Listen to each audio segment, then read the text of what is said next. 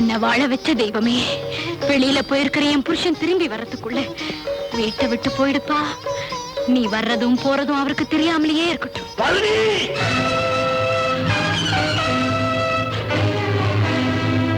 ஐயோ, தெய்வத்தை தொலைச்சு கேட்ட என் குடும்ப விரோதியை ஒழிக்காம விட மாட்டேன்.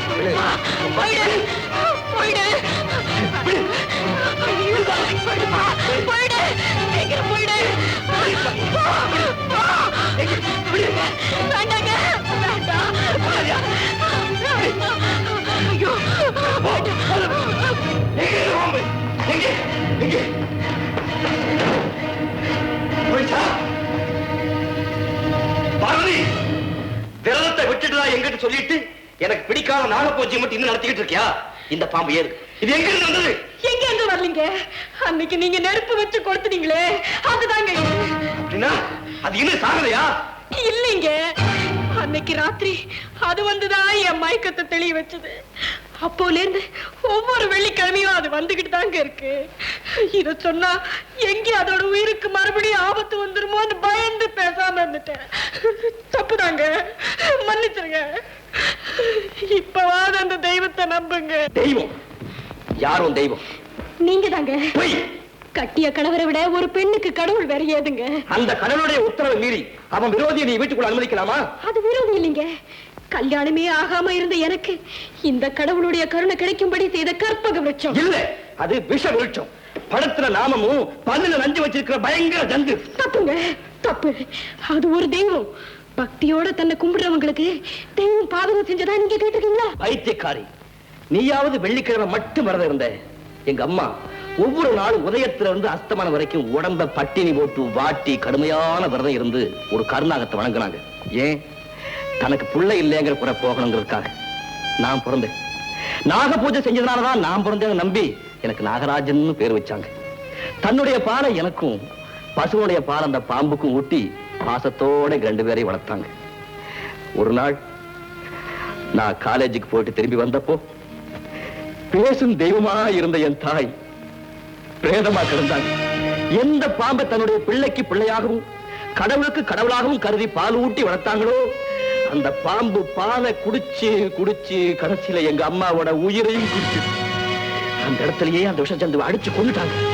வேம்புக்கு தண்ணி ஊத்து, ஆனா பாம்புக்கு பால் வாக்காதேங்கிற சொல் எவ்வளவு உண்மைன்னு அன்னைக்குத்தான் நான் புரிஞ்சுக்கிட்டேன். எங்க அம்மாவை எங்கிட்ட இருந்து பிரிச்சு அந்த நந்தி கட்ட நாகத்துடைய வர்க்கத்தையே அடியோடு அழிக்கிறதா அந்த நிமிஷமே சபதம் எடுத்துக்கிட்டேன். நாகராஜன் எங்க அம்மா வச்ச பேர்ல நாகம்ங்கிறத வெட்டிட்டு வெறும் ராஜன் மட்டும் வச்சுக்கிட்டேன். அதனாலதான் கல்யாண வீட்டுல பாம்பை கண்டதும் நெருப்பு வச்சு கொடுத்தனேன். இப்ப சொல், அந்த விஷ வர்க்க என் விரோதியா இல்லையா? என் விருப்பத்துக்கு மாறாத வீட்டுக்குள்ள அனுமதிச்சு பால் ஊத்துறது குற்றமா இல்லையா? சொல்.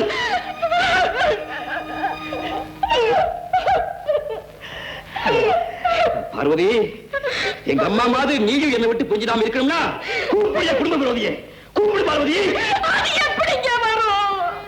எப்படி வரும்? இப்ப நீ போன்னு சொல்றது போச்சுல்ல, அது மாதிரி வாழ்னு கூப்பிடு, கண்டிப்பா வரும். வேண்டாங்க, உங்களுக்கு கும்பிட்டு கேட்டுக்கிறேன். தயவு செய்து நான் சொல்றது கேளுங்க. தேவையில்லை. உன் வார்த்தைக்கு கேவலம் ஒரு பாம்பு கட்டுப்படுது, ஆனா என் வார்த்தைக்கு நீ கட்டுப்பட மாட்டியா?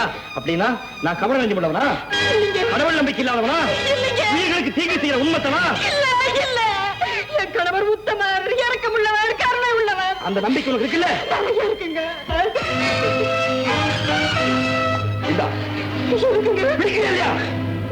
உன் புருஷன் உனக்கு வேணும்னா அந்த பொல்லாத நாகத்தை சுட்டு பசிக்கிட்டா வீட்டுக்குள்ள அடி எடுத்து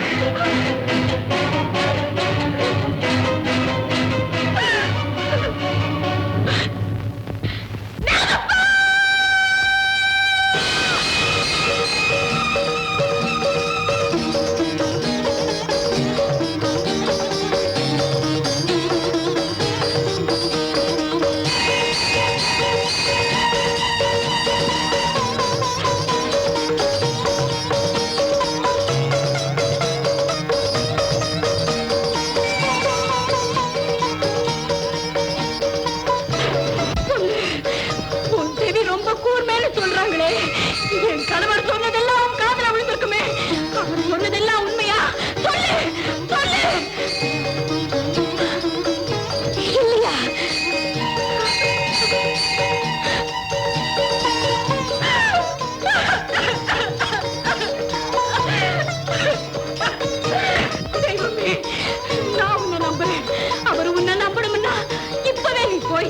அவர் தாய் இறந்ததுக்கு காரணம் யாருங்கிறத காட்டி கொடுத்து அம்புக்கு பால்